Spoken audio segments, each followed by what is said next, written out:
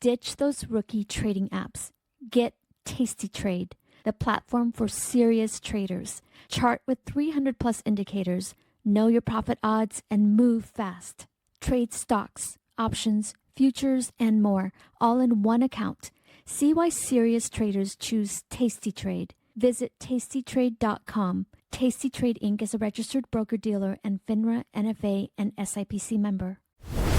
I'm a supreme fan of the real-time strategy genre. I've played a lot of StarCraft 2, Warcraft 3. There's my most passionate games. I've also played a lot of Counter-Strike when I was little as well, which is a first-person shooter. And I would say I've been mostly influenced by strategy games and by shooter games, yeah. And I would say that in both types of games, I think the strategy element is the most important. In the most recent real-time strategy games, there is a lot of micromanagement. There is a lot of, you have to be very fast. Your mind is constantly thinking about something. And when I trade, like in the pre-market, I try to be something like that. I try to be in the zone.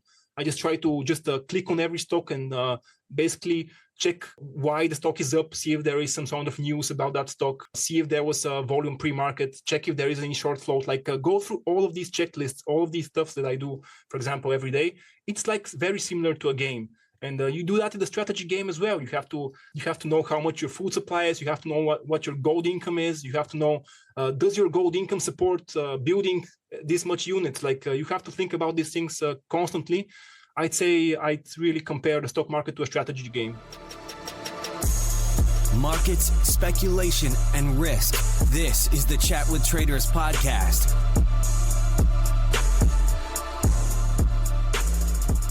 Yeah, this is Chat with Traders, and we're on episode 307.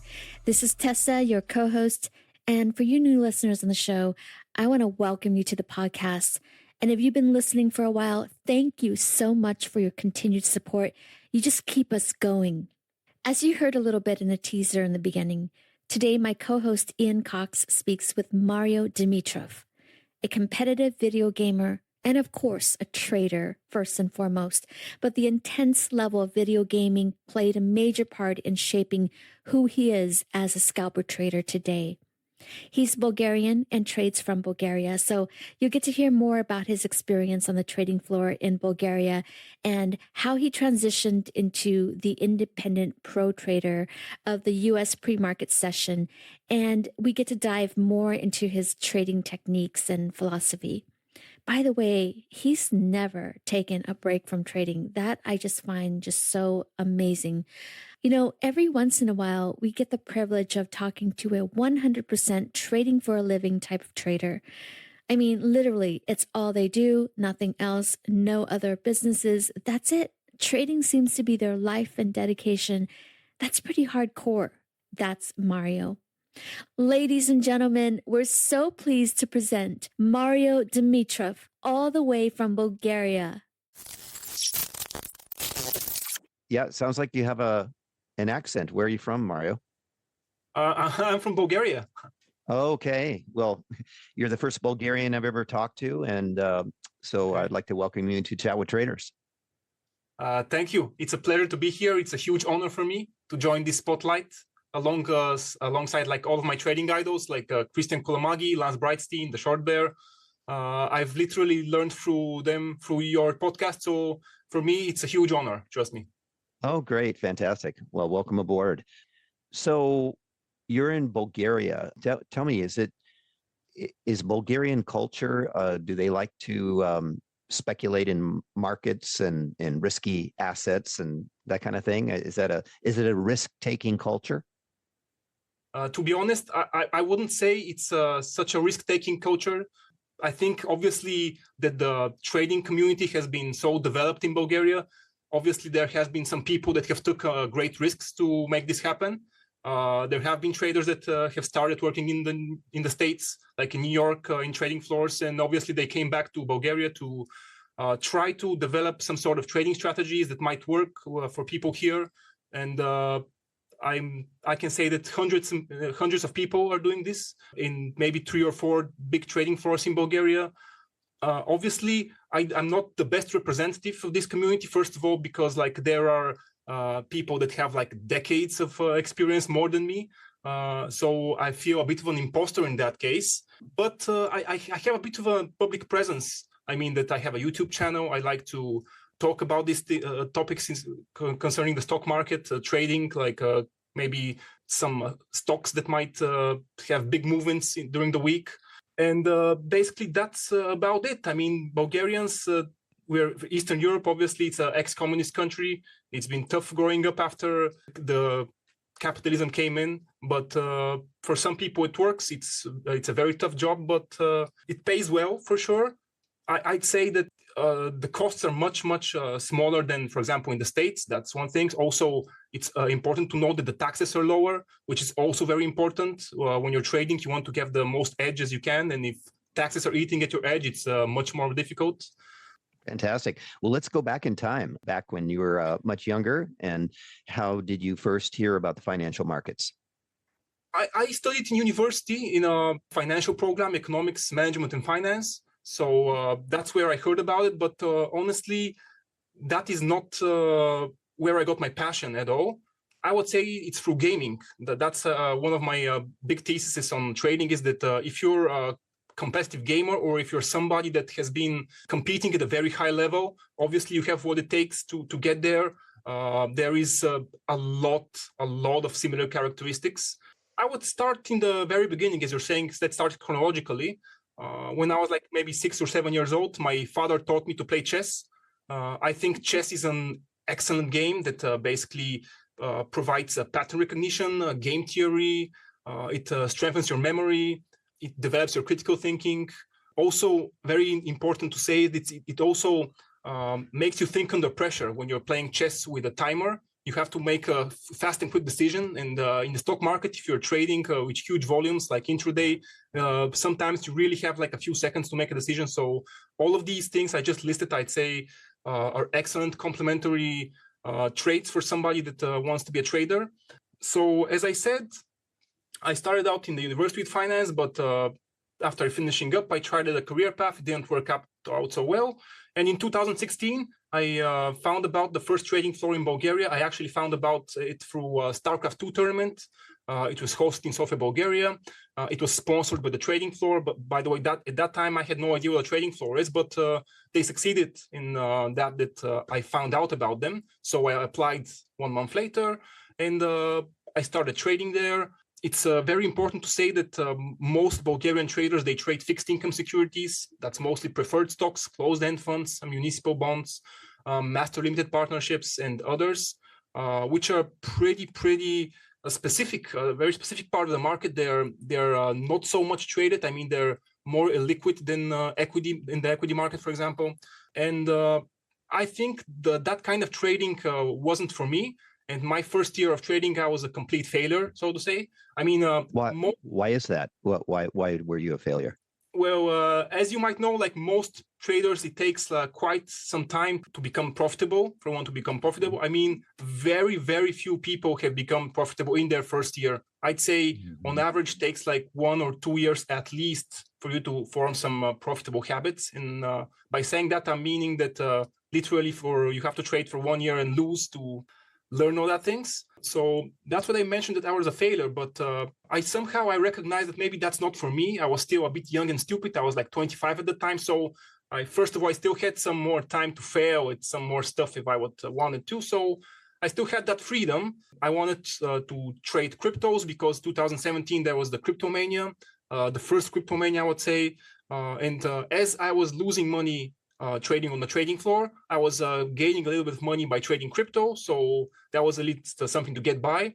So basically, I left the trading floor and I started trading crypto, but it was a very tough market. 2018, it was a very tough market. I basically lost all of my gains and I had to even get break even. I was already down on my investment. So it was very tough. That's why I entered the job market once again. I worked in a few crypto startups for 2-3 years, but that's really not important. I'd say the most important part is like when I got back to trading. I got back to trading at 2020, right around COVID. I think I was extremely lucky. I want to say that I was extremely lucky to get back at such a time, because I literally, after the whole market was crashed, like in March and April 2020, I literally started swing trading afterwards from a retail account as a hobby. I deposited like $1,500. I mean, something like that. It was like a few salaries saved up, nothing too special. But I still had the passion. I look at the market every day. I wanted to try swing trading, so I did. And I want to say I was extremely lucky. As you might know, most professional traders, 2020, it was their best year. So yeah, that's basically how I got back again to trading. I got hyped up with the meme stocks, Mania, GameStop. So when you were working with your coworkers there so you traded these kind of special preferred stocks and other illiquid securities with them, right? And so did this company teach you much about trading? Yes, definitely. They teach you, but they only teach you about their strategies. Basically, there are many pros and cons of working in a trading floor. I'd say it's both pro and a con, because they teach you a strategy that might really not be suitable for you, might really not understand it, but they're like literally traders that have like tens of years of experience, and they know that the strategy is profitable. And then if you trust the strategy, if you follow all of their advice and stuff, they know that you're going to become a winning trader. So yeah, they have to teach you, because there is like a mentorship program, so to speak. I mean, you get a mentor from the beginning, and when he develops you into a trader, like he can get a little bit of a percentage of your profits in the future. But that's similar in most of the prop trading floors now. So people are incentivized to teach other people, and yeah, there are also cons to this. I mean, obviously these strategies are very unique and they're profitable, but anything else, if you want to trade it, basically, if you're a junior, they won't let you. I mean, they won't let me trade anything else, because you need to have a bankroll, so you have something to risk. Like when you don't have a bankroll, it's you're very limited in your choices, and your size goes up as you are winning a little bit.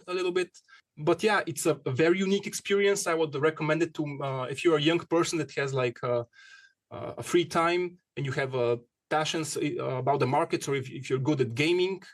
I would recommend it to you to try it. I mean, it's a very unique experience to try to trade at the trading floor.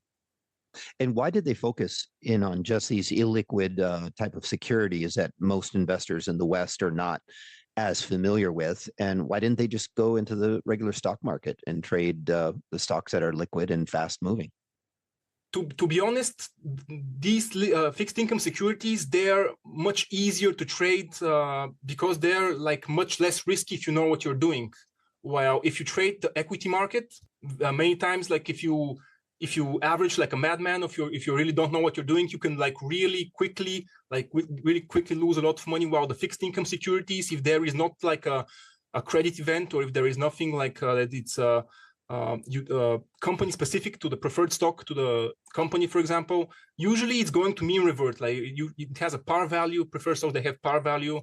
They also give out dividends, so they're very specific in that case. Actually, there was a saying that if you let like monkeys trade on the PC and they like trade the spread of preferred stocks, they would be profitable, because it's really not that difficult. You just have to like place on the bid, place on the ask, etc. It's like a lot of manual labor, so to speak, of just placing orders. But if it works, it works. You know, I really respect every person that makes his living trading on the stock market, no matter if he's trading equities, no matter if he's trading fixed income securities.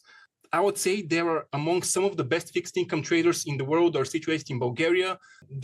I really don't want to give a lot about their specific strategies, but I can say like that they have like some amazing pair trade arbitrages through different fixed income securities. I'd say that these trades are very, very low risk if you know what you're doing, because you're literally hedged. Were any of the strategies that they taught you there at that company applicable to any other security or crypto that you later traded? That's also a good question. I think, yeah, not in the complete case, but some of the strategies, like just always trying to buy something on the bid and not on the ask, like aggressively, just trying to be more passive, stuff like that. Such habits add up in your trading in the long term, for sure. So even though obviously trading crypto is much more different, I'd say that I tried to apply some of my knowledge that I gained in that trading floor. I try to apply it through crypto. I try to apply it in my own trading. Some of the things definitely successfully. So some of the other things not so much. But yeah, that's an excellent question. Did you share with your coworkers your desire to trade other securities and branch out into crypto? And if so, how did they kind of respond to you? 2017, to me, it was a bit of a surprise that people were a bit narrow-minded in that they were like very bearish on crypto. They were like, "Oh, this crypto is just a scam." Well, you know, it's increased like 1,000 percentages from 2017, most cryptos. Mhm. So to me, it was a bit of a surprise that people that actually they even had money to invest in stuff, they just really didn't really much care because first of all, they understand a lot about the fixed income market, like they know the best dividend stocks. I mean, it sounds a bit you know, sometimes they say equities are for younger people, and as you go older, like you tend to go to more dividend favored stocks. I would say they're still too young to only invest in dividend stocks, but still they have some awesome strategies that with a little bit of leverage, it gives them like awesome returns every year. That is like very risk free for them. Yeah, I was a bit surprised, as I said, that 2017 most people weren't really bullish on crypto, but obviously the times have changed. That at least half of the traders I know right now are like very invested in crypto. They got in a bit late, but obviously not late enough. They're still way in the winners for sure. So yeah. Mm-hmm. Yeah. So during this journey, how much of this, if any, did you share with your friends and family? And if so, how did they respond to? Well, yeah, it's a very difficult journey. I don't want to say too much that I'm too special because like I would compare this to like any other sort of entrepreneurship that one might try. If you like try a startup or small business, it's a venture. It's a huge risk. Most of the time, it's gonna fail. People usually come and tell you like, when are you gonna get a job? You know, that's all of this is something very, very normal in trading because trading is literally just like a business. That's about it. I mean, nothing too much, nothing too little. The support wasn't that amazing for most of my friends and my family, but still, I would have to thank my family for sure that they have been supporting me through the years when I have needed their support. How long were you at at your first trading company? 12 months. I was trading 12 months. And then you decided to move on. Why exactly? Because you felt stifled by the types of securities that they traded and you want to do more? Yeah, I mean, it wasn't working out for me. To be honest, I left on my own will, but if I didn't leave, they would probably fire me like in the next few weeks, 100%. So yeah, I started like slowly increasing my account, but I was lost at one point, and I saw that there is no continuing in that point. I thought that I really enjoyed my time. I learned a lot about myself, about what I want to trade and what I don't want to trade in my case, for example. And obviously it has been a very important life lesson for me. So when you quit that company, did you have a goal to trade entirely off of your earnings? In other words, have your primary source of income be trading, or did you look for another job? Well, at that time, I was still too young. I mean, I still didn't look at it that way. I mean, I tried to trade crypto like for 4 or 5 months, but the market was really tough, as I said. I really have like maybe 1 or 2 very impressive crypto trades. Everything else, I was just losing in my holdings, as I said. Even though I tried to like sell and buy back lower, I tried a few times, but it just went lower and lower. It was a tough market, so I understood like pretty fast, like in 4 or 5 months, that I need to get some sort of income, so I need to get some sort of new job. And I had some experience in crypto, so I saw that some crypto startups were hiring and said, why not? Why not? So that was my next part in my career. Oh, okay. So tell us about your next crypto job. Well, it was basically so let's say a sales job. It was like a business development or sales, as they call it. It was like a brilliant startup for a few people. I'd say, as I recommended, that if anybody can afford to work in a trading floor around where he is, for example, I would say that I would recommend for somebody to work in a startup. I think it's very amazing to have like a really 5 or 6 maximum people, even smaller amount of people, like having so much jobs to do, like you have to really control your time. It's like, I would say it's a step to entrepreneurship, because there is a lot of work, there is a few number of people, and basically everybody figure out what he can do and divides all the jobs by themselves. So I would say working at a startup is really, really good first step into becoming an entrepreneur. And while you were working there, were you trading your own account? No, not at that time. Not at that time. I was just figuring out if I had any edge at all. I mean, I didn't even know that I still would have any edge left in me, as I said. So I was just trying to grind like jobs in my country. Yeah.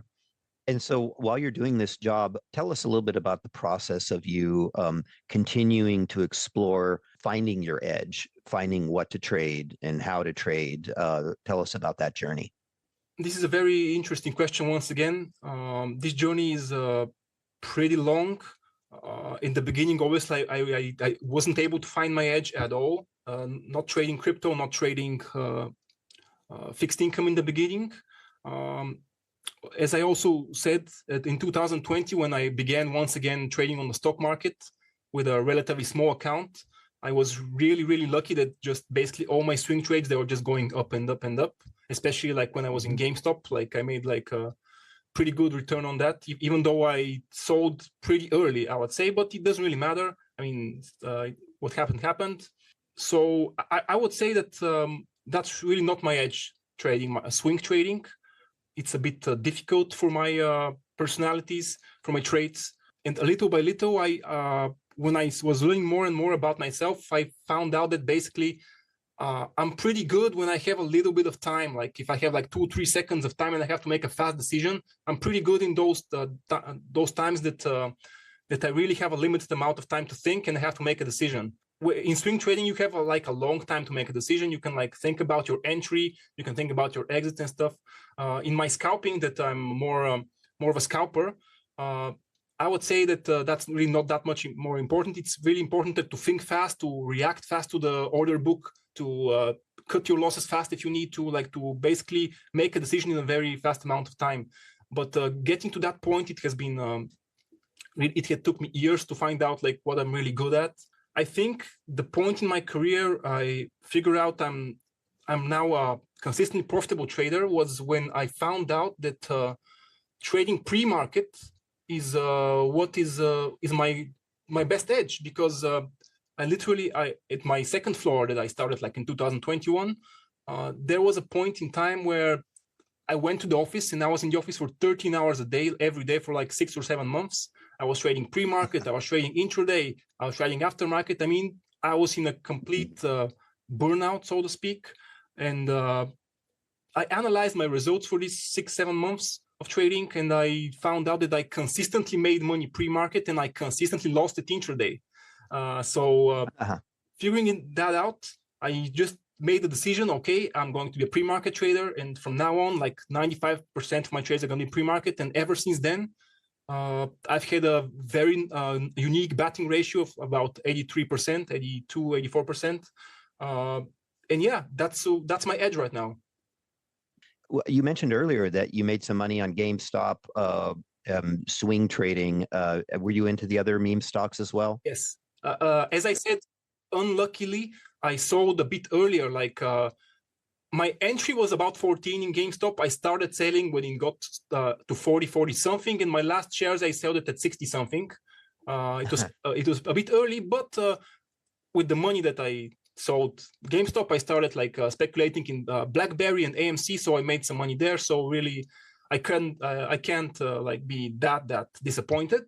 But yeah, I'm happy that with a pretty small account, I was able to take advantage of the Euphoria of 2020, the Euphoria that literally every professional trader I know, literally every one of them that has traded in that time tells me that has been their best year. And unfortunately, I wasn't a professional trader in 2020. It was a hobby of mine, but still, I made a bit of money that could carry me through the next year. So I'm happy.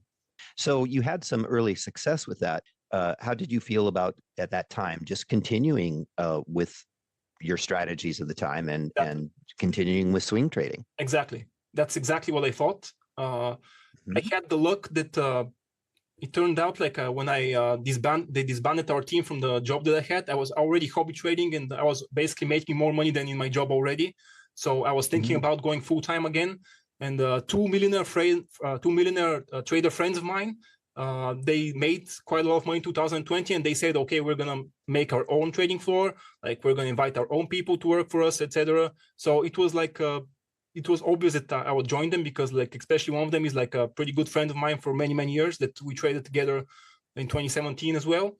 So yeah, I began at that floor, and I remember telling them, guys, I'm not going to trade your fixed income stuff. I'm going to trade like I'm a swing trader now. I'm making money consistently. But obviously that was literally the high of the euphoria. That was like February 2021. That was like the euphoria was starting to go down. Like all the stocks started selling. And my first 2 months were pretty tough. I was down both months. I was once again at the point where I was considering if I should be a trader at all. And basically it got to the point that I had to be all in. I mean, if I didn't make it at that point in trading, my life would definitely been turned out for the worse quite a lot. But I would say a little bit of hard work fixed that problem for me. You said earlier that you had to be, quote, all in. How is that? I mean, why did you feel the need to be all in? Well, because like at 2021, for example, I was like already 30 years old. I mean, it comes a point in time like where you really want to know what you're doing with your life, like especially with your career, what you're doing professionally, how you're making your bread. So that's a very important for every male. I would say that's probably the most important thing in a male's life, to figure out how he's going to make his living. So yeah, it's definitely a very tough journey. Even to this day, it might sound a bit strange, even to this day, where I'm literally a proven consistent trader. I know when I lose money, I know I'm going to make it back on the next day, but still I feel so bad. I mean, still I feel the feeling that sometimes I used to get, that you get that it's just the imposter syndrome, you know. You just think, what are you doing here? How am I trading against all of the hedge funds among the world? How do I have a consistent record at all? But it's a mindset also. It's a mindset. Chat with Traders is brought to you by Tasty Trade. Tired of trading on rookie apps? Then get the platform for serious trading. Tasty Trade. Tasty Trade gives you the tools to trade your way. Chart your heart out with over 300 indicators. Know your odds with probability of profit. And move fast with Quick Roll. Trade what you want and trade it your way. Stocks, options, futures, and more. All in one account on one platform. No wonder why serious traders choose Tasty Trade. Visit tastytrade.com and see for yourself. Tasty Trade Inc. is a registered broker-dealer and member of FINRA, NFA, and SIPC. So you said imposter syndrome. Tell us about that. How did that afflict you, and did you find a way to overcome that? I would say I still haven't found a way to overcome that, as I said. Tell us a little bit about what is that, the imposter syndrome, and how can it affect traders?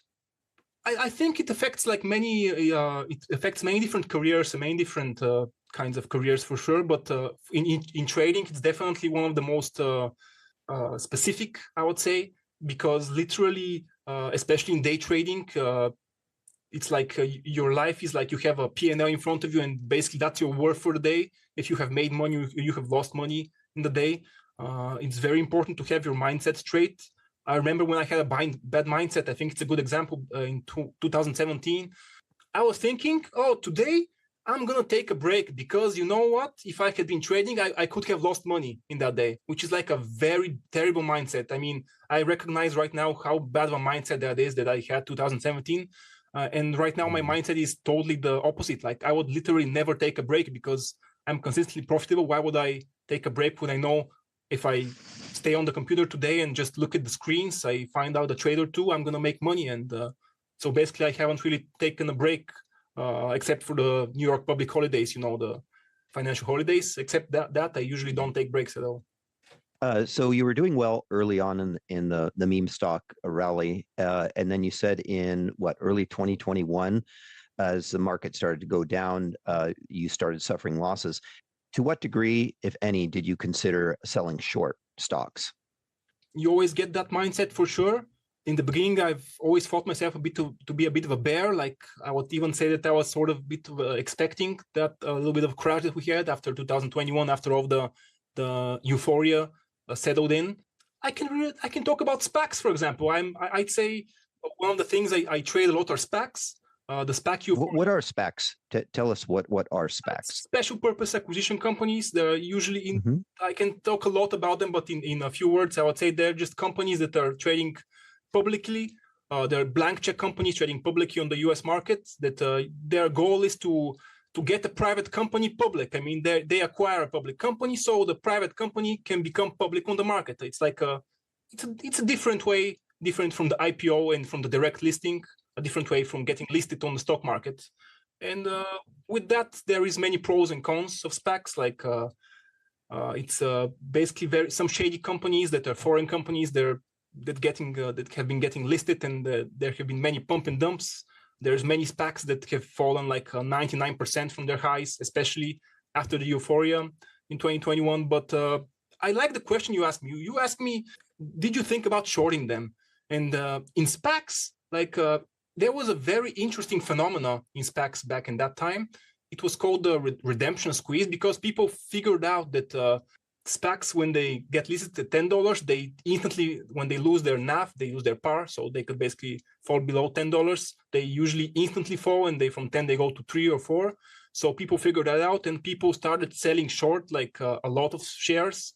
But the redemption squeezes that meant that when people sold short and a lot of people wanted to redeem their shares for $10, the float got minuscule. And for example, like a SPAC had like 50,000 shares or 100,000 shares float, and it turns out like half of the float are shares short. So a bit of a redemption squeeze happened. So people started buying them, as you say. It was a bit of it's a very unique for me. This is very unique because people started buying the really, I don't want to say it, the really crap companies, the companies that really people don't believe them at all, just because they know that at the merger vote, people are going to redeem their shares, and then the float will become small, and then there will be a squeeze. Like from $10, they would easily go to $20, $30, $40, even $50. And considering that you have bought it at like $10, it's pretty nice. So tell us more about the process of learning your style of trading and how you eventually ended up being a scalper.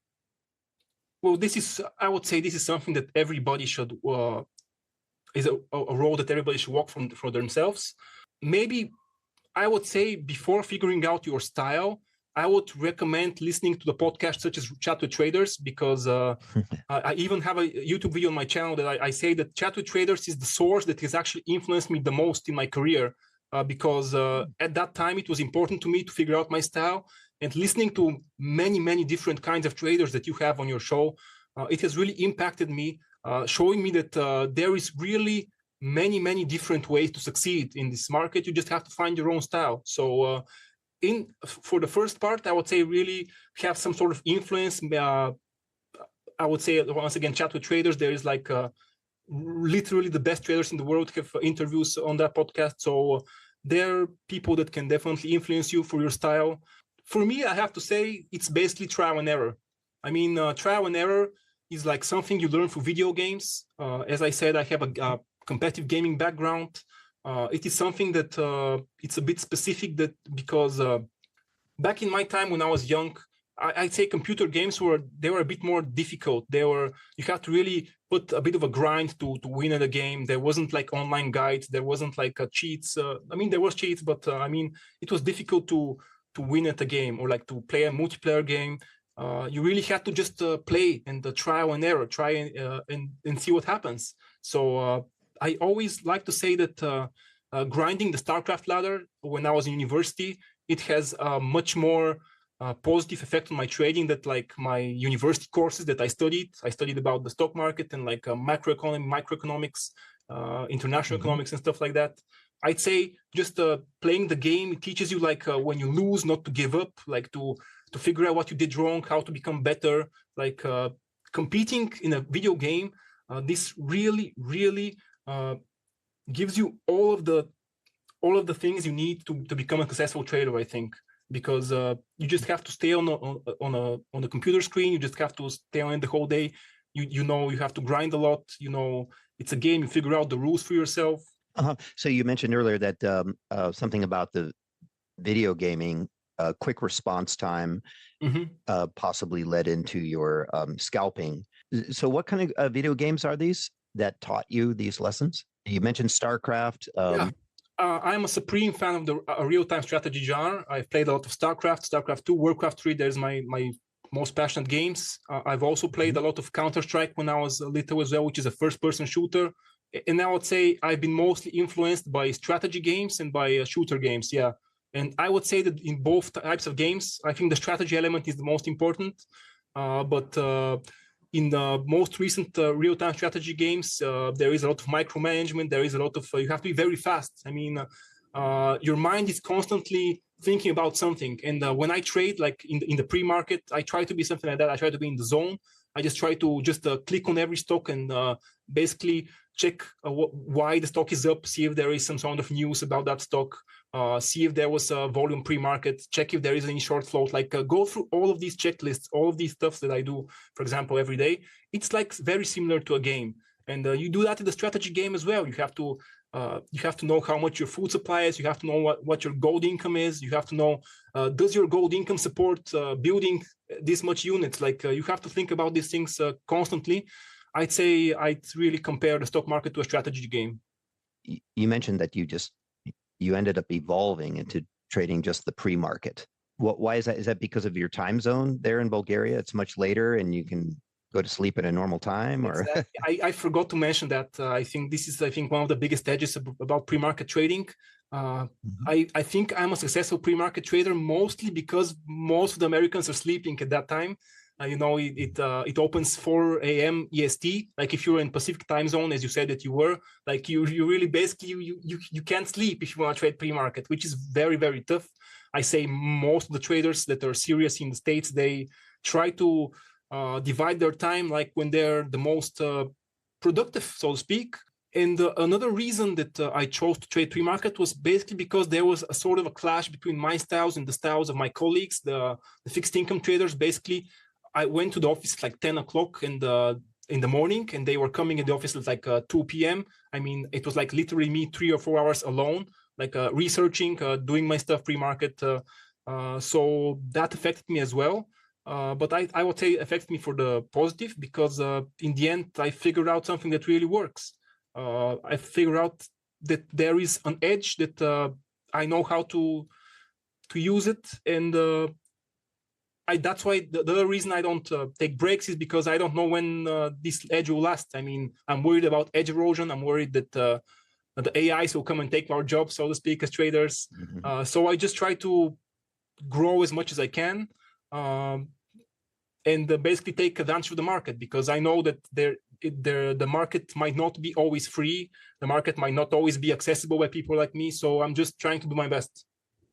And so what is it about the pre-market that attracts you? The few times that I've looked at it, it appears to be quite illiquid for most names. So are you limited in the types of securities that you can trade?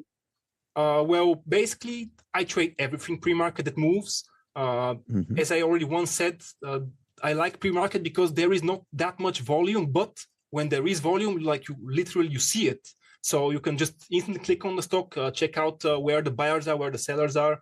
I love to say that I compare my style a bit to detective trading, like private investigator trading, because you have to figure out stuff about company, like figure out, why is this company trading up?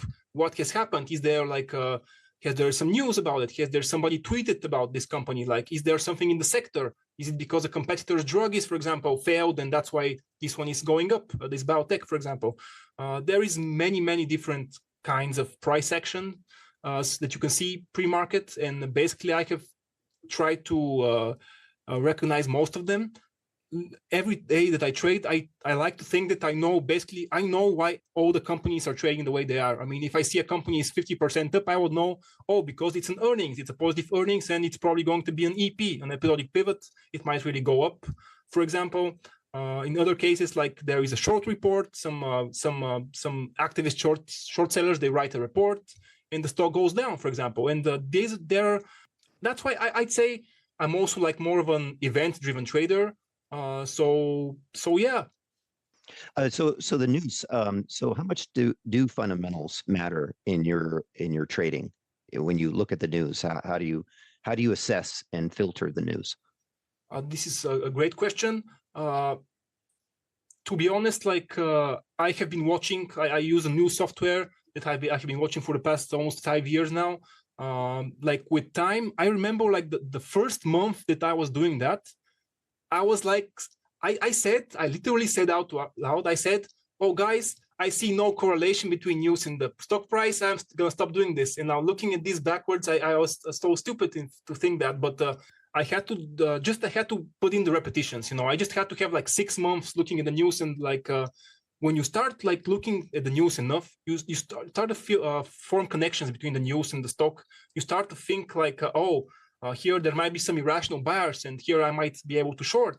And also including that and including trial and error. Obviously, in the beginning, I wasn't as much profitable as I am now. I had a lot of losers, and I had to cut out my losers. I had to figure out like at what sort of trades I was consistently losing money. And I would even say that at the trades that I was losing money, I sort of reversed them and I tried to take the other position. Like if there is some sort of news that I used to go long on it, now I know that the news is a scam. I know that. So I'm just placing offers, and I wanted people to buy from my offers like around the ask price, and then short from there. And usually I make money like that. If at some case, like you believe that your setup is like really failing every time, then maybe just take the reverse position of your setup, and maybe you might be successful. So that's what a bit of an advice from me. Can you give us an example of a news release on a stock that you would have gone long in the past and you would have lost money, but instead you reversed it? How do you suss out like this news? Like what? Give us a specific example if you can remember. Let me think about a specific example for now, but there is a few kind of stocks that I like to short on news. Like one of them, I trade a lot of Chinese stocks, and I'm a bit short biased on them, especially of the smaller caps Chinese stocks. But first of all, like you have to know like what kind of stock it is. There are some stocks that they're heavily manipulated and they're very difficult to trade if you have no insider info. But I would say that on many news, like Chinese stock, they would do something that you would not expect them to do. Like on positive earnings, they would go down. Like so, usually I take the opposite direction of those trades. But a better example for me is like there are some very small cap companies that are listed on the New York Stock Exchange. There are companies that are like below 10 million market cap, like sometimes even below 2 or 3 million. There are companies that are just. I'm going to give you an example. Like, let me show you BI. Just write it BINI. It's called Bollinger Innovations. If you like place a chart on daily or monthly, you can see that literally this stock has been falling quite a lot. Like there are stocks that when you zoom out and you see that there are stocks that are like made to scam people, to scam the investors out of their money, for example, that not so directly scam, but like you know what they do. They offer some sort of news that is supposed to be positive, but in the end, it turns out that they're just having an offering on the next day. They offer shares to raise capital, and basically that's their whole thing. Like there are a lot of such companies on the American market, so you have to recognize them. So this is what like one of the stocks that I used to say, oh, this stock has gone a lot down. I think there is, if this news is really positive, I'm going to buy here a big size and hold, and usually I'm going to lose money in that case because really the news is probably not that bullish as you think, and just people are just trying to dump their shares that they have been in an offering really recently. So yeah. From the charts that you sent us before the interview, it appears that your average hold time is just a few hours or less. Why is that? Can you go through that with us? To be honest, I don't really hold overnight positions. Very rarely. I take some positions. Like mostly, if I want to trade on the after-hour session, sometimes I buy something or short something there and hold it through the next day. But very rarely I take positions that I hold them for more than a few days. To be honest, I would say that I'm a bit scared. That is the truth. I'm a bit of a scared trader. But as I always like to say, that I have made my success in trading through my fear and not through my greed. And even though maybe I have not made as much money as I could have made through the years, I know that I am making this money with a very, very low amount of risk. And I know that if something bad starts happening, I mean, I can just stop trading if I think that I don't have an edge anymore. So what do you think drives this fear? Did you blow up an account or more earlier in previous years? Yeah. Or was it the losses of 2021 or? I can get some nice analogies. For example, I was pretty quickly to escape the euphoric markets of 2021 after the GameStop because I had an experience with the crypto, like crypto 2017 to 2018, like the first big Bitcoin uptick to like almost $20,000. I experienced that. I was I was trading crypto back then. I was also then working in some crypto startups, as I said. So I really, really experienced the bear market. So I was really, really understanding that when there is such a huge euphoria like this, I would know like to sell like a bit earlier than I thought and stuff like that. So having this sort of life experience, I think it really teaches you. And it might not even teach you about financial markets, might teach you about like making decisions in life. I mean, it's something that one can make a lot of conclusions about. And how does one measure euphoria? How does it show up? Like, what are some of the best indicators for us to see, oh, clearly this is a euphoria going on? Well, right now I think we're in euphoria, especially the small caps, the past few months. Also, the Bitcoin is an all-time high. SPY and the Nasdaq is like almost at all-time high. The market is falling a bit today, but it's basically at all-time high, the market. So when markets are at their all-time high, usually you have an euphoria. So that's like one thing to recognize. Personally, I think that the crypto euphoria is getting a bit out of hand. I mean, I don't want to say I'm bearish or something, but I sense a lot of people like start feeling and thinking these ridiculous thoughts, like how, for example, if you have like 0.3 Bitcoin is going to be generational wealth like in 10 years or stuff like that. I mean, I'm not saying it's not impossible. It's not possible. I'm just saying that one must really realize the euphoria at one point. Even though I recognize that Bitcoin is like the best asset of all time, literally, I also have to mention that it is an asset that it has been proven to fall like 70% of the highs. It has done this at least 10 times in its life span, if I recall correctly about Bitcoin. So I would recommend for people not to go all in on something speculative as Bitcoin, even though it has proven to be like literally the best investment. I'm just saying that not all people can withstand a 70% downtick in their investment. It's very difficult. Like it really such downswings. It might be the falls of your career. And luckily, I don't really have downswings. So that it really helps my psyche in trading. You mentioned you don't really have downswings. What do you do to avoid drawdowns? Because I noticed on the information you sent us that the last 18 or 20 months, you haven't had a single month of a drawdown, right? And so, yeah, tell us, how do you avoid drawdowns? Let me start once again speaking a bit about my scalping style, because pre-market, as we already have discussed, it's a bit of more of an illiquid situation. So pre-market, if you make a decision and you're wrong, it's pretty bad, and you're probably going to lose more money that you wanted to lose on this trade because you don't have liquidity. So that's why I'd say my high win rate style, like about 83% style, it is very suitable for pre-market because I know that most of the times I'm going to be right, and I'm just going to, like, for example, mean revert the situation to the close price, the stock to the close price, for example. That's what I can think about that right now. What else did you ask me? Did I answer your question entirely? Yeah. So So essentially in the pre-market, you're looking for stocks which are moving with volume, good volume liquidity likely based on some sort of news event, right? Exactly. I see. And so then how do you determine if the news that just got released, if the stock is more than factored in that news, like the stock is even above where you expect it because it's in its own bubble? How do you play that? Usually I have setups that I take the news and I trade with the trend, and I have setups that I just take the news and I mean revert to the mean.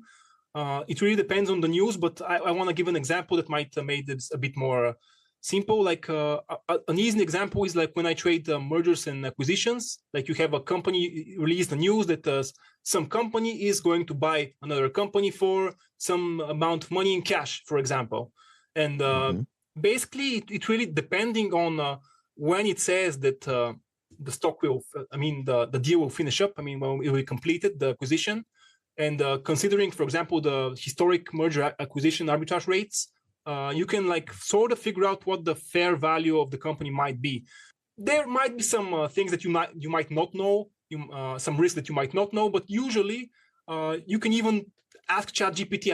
I use a lot of ChatGPT in trading. You can even ask him to calculate this for you. And I would say that most of the time it has been doing excellent results in such more more simple things to predict as price action, like something as an acquisition, because obviously if somebody acquires somebody at $10, he's going to trade around $10. So it's relatively simple to acquire this knowledge.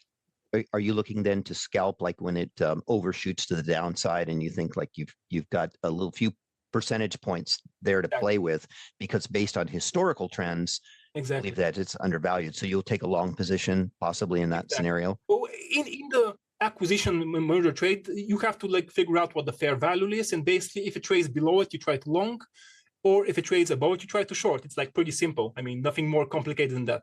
And how often are you tempted to continue the trades into the regular trading hours because you've got a good trend going or what have you? And how has that worked for you? This is an excellent question.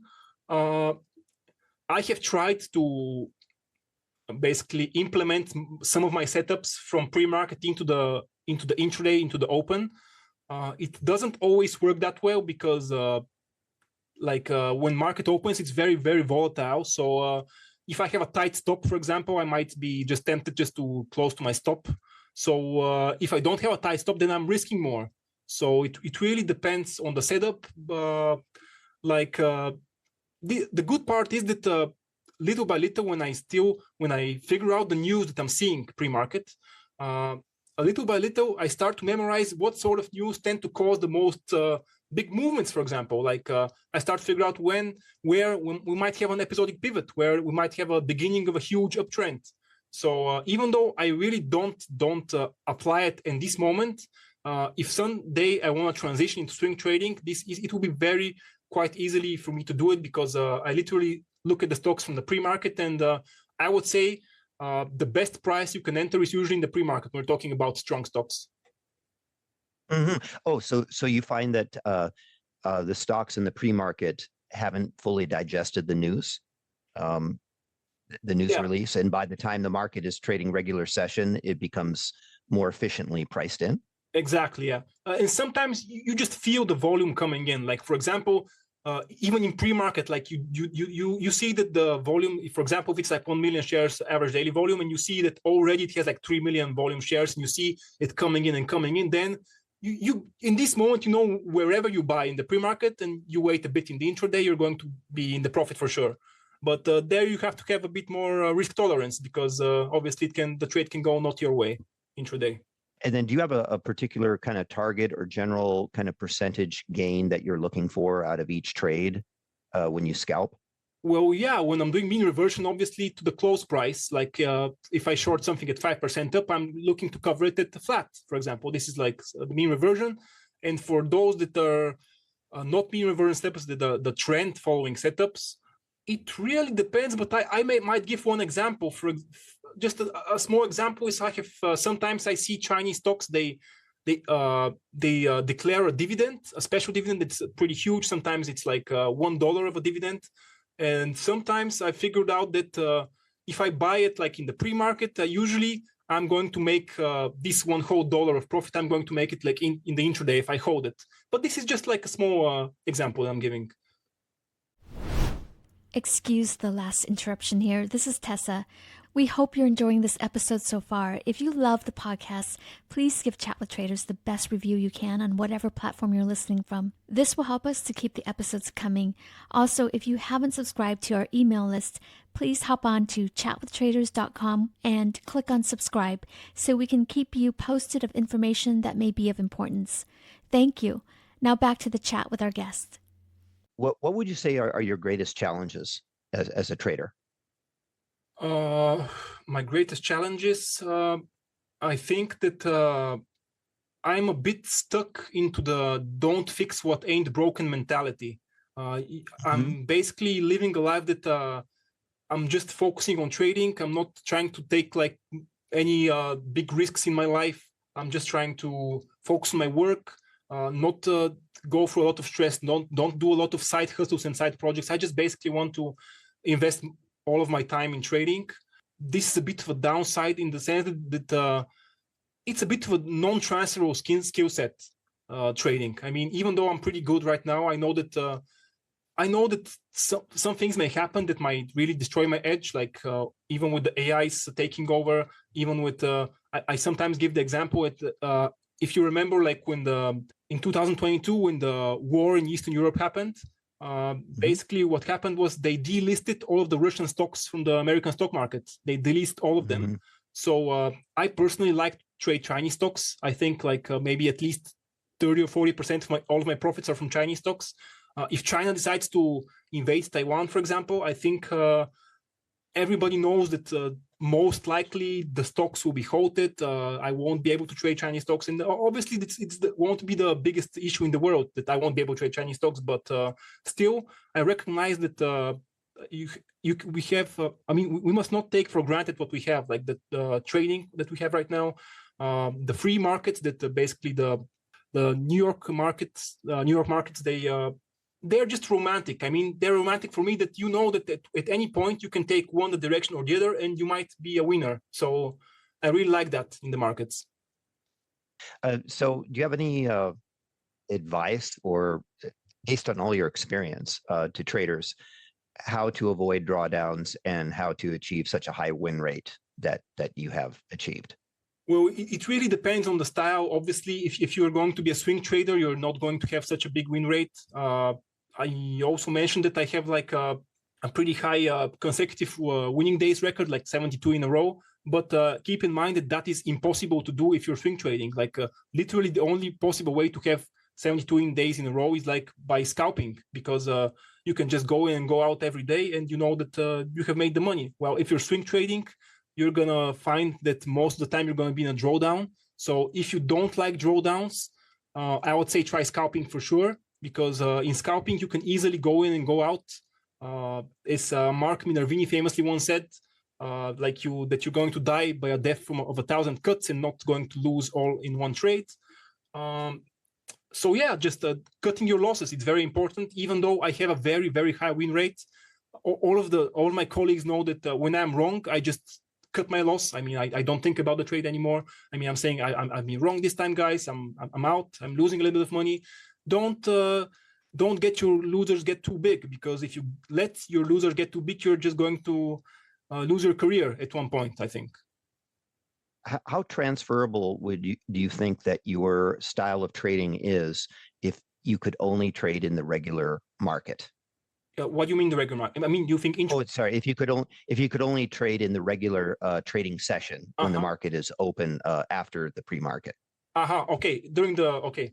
I think I might be able to become profitable. I mean, I do have some strategies that I have like in a bit after the open, but obviously it's like a very few percentage of my trades. But I just know that if I want to try trading in the intraday market, I know that my win rate will become less and less. I mean, it's very difficult to have such a win rate such as mine is like more than 80% if you're just trading intraday. I'm probably going to fall to maybe around 60%, I think, which obviously I'm going to have a bit of more swings that way. So yeah, to be honest, I have to take more risks. You're right that with such a track record, I can afford to take more risks, because I'm never going to become a market wizard if I don't exponentially up my account. Because honestly, in the last few years, I've been only linearly developing my account, like a linear growth.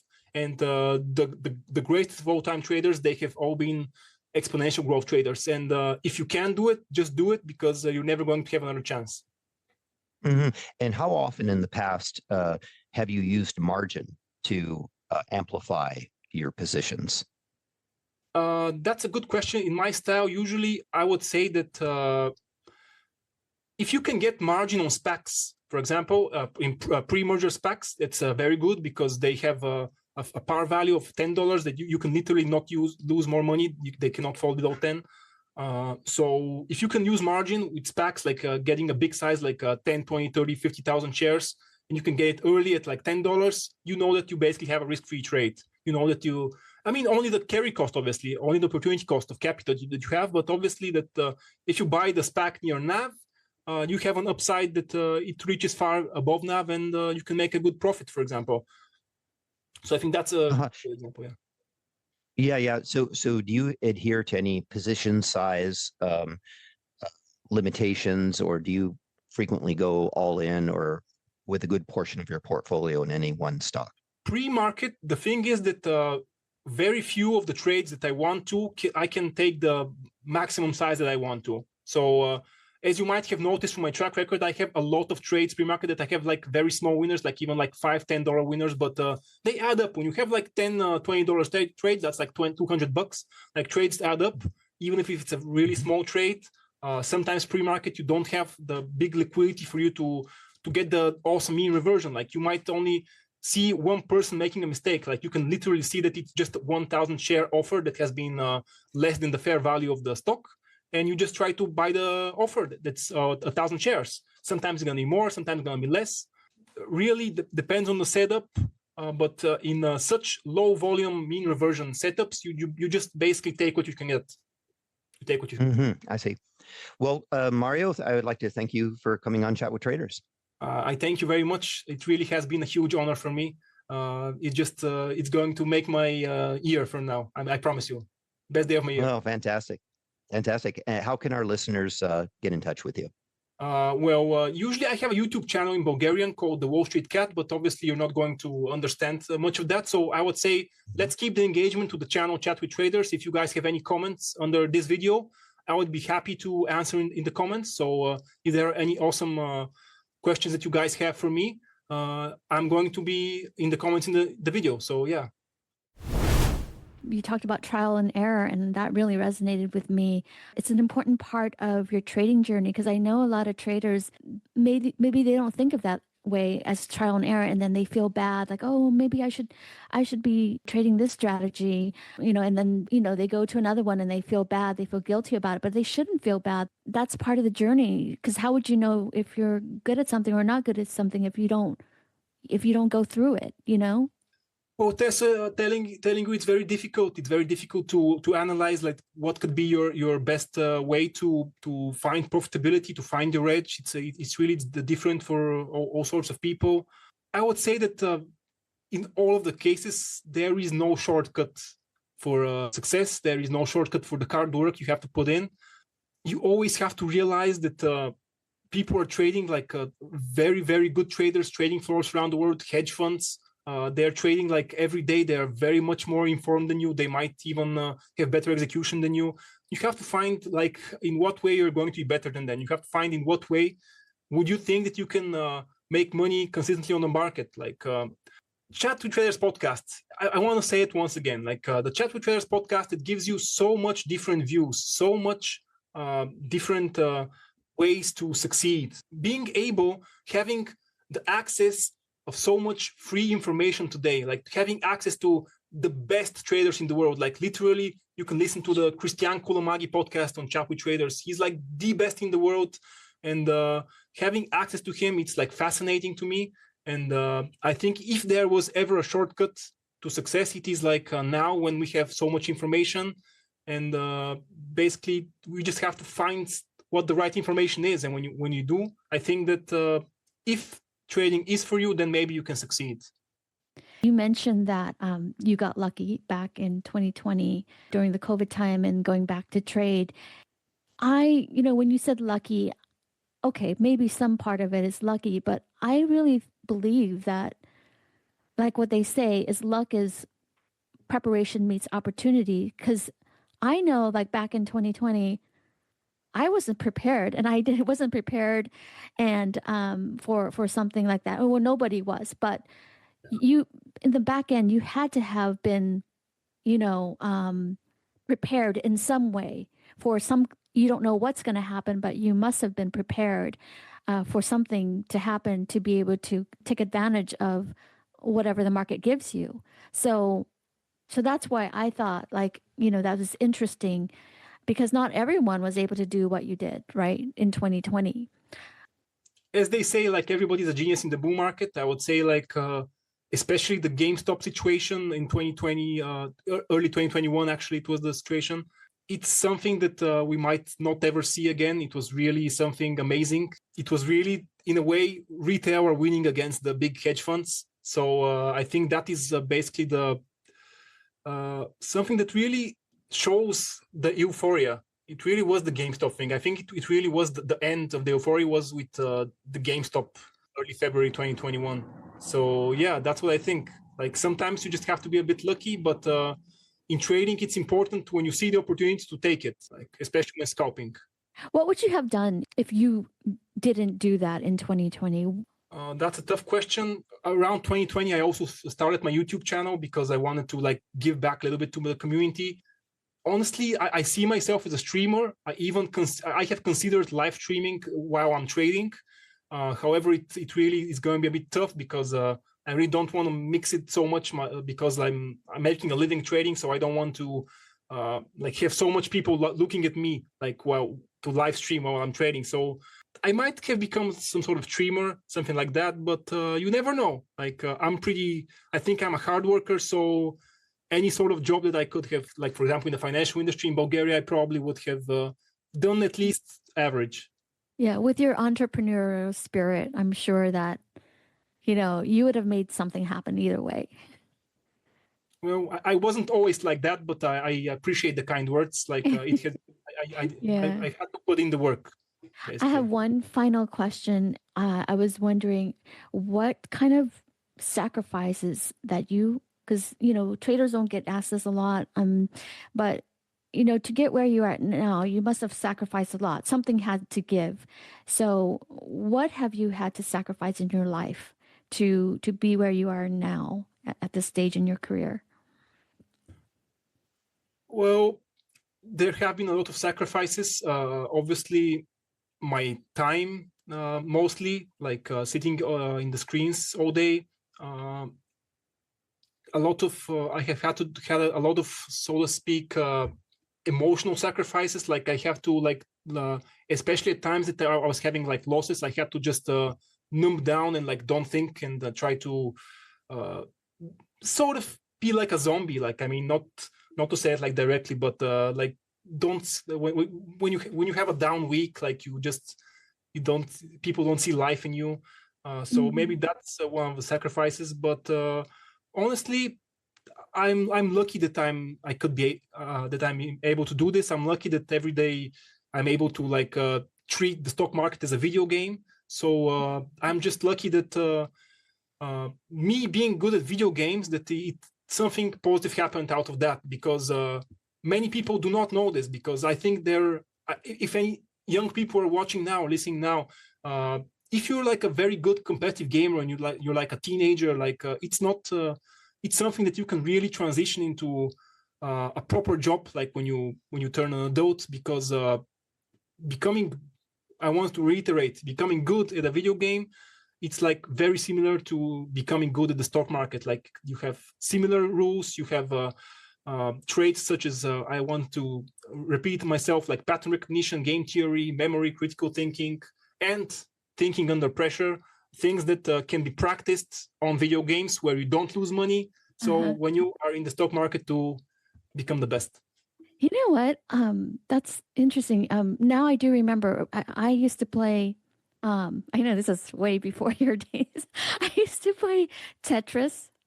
Have you heard of Tetris? That's probably the only game, Yeah, of or Super course. Mario Brothers and stuff. Anyway, I was very competitive when I was playing, and I remember not wanting to give up. And even if I lost, I would like keep playing again until I got better. So I can see what you're saying about how gaming can really kind of like flex your muscles and strengthen your mental abilities to not give up and keep trying and keep trying. So I can really see the value in that thinking back. It's almost like you can be obsessed though. You know, you can be obsessed with like trying to win and win. Well, you just better hope that you invest your time in like optimized way, so you know how to spend your time in order to become better at the thing that you're obsessed about. Yeah, yeah. Well, great. I know it's getting late for you, but thank you for taking a few more questions from me from my For perspective. me, it's a huge pleasure. You've reached the end of this episode of Chat with Traders, but rest assured there are more episodes loaded with real market insight and zero hype on the way soon. So to stay updated with each great new release, subscribe to the podcast in iTunes, and we'd love it if you'd leave a rating and review. We'll catch you next time on Chat with Traders.